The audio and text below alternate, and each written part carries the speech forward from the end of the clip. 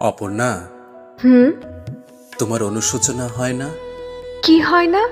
অনুশোচনা। অত শক্ত কথা বুঝি না। আফসোস বোঝো? আফসোস। বুঝি। আফসোস হয় না? কিসের আফসোস? তাও বুঝিয়ে দিতে হবে। হ্যাঁ, হবে। বড়লোক বর ফসকে গেল, তাই আফসোস। তা হয় বই কি। কেমন পায়ের উপর পা দিয়ে বসে থাকতে পারতাম। চললুম কোথায়?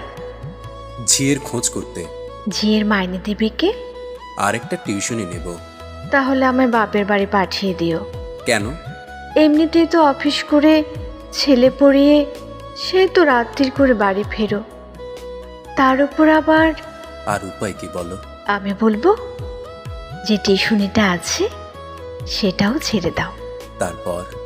তারপর আমার গরিব বর সন্ধ্যের আগে বাড়ি ফিরে আসবে, আর আমার কোনো অনুশোচনা থাকবে না।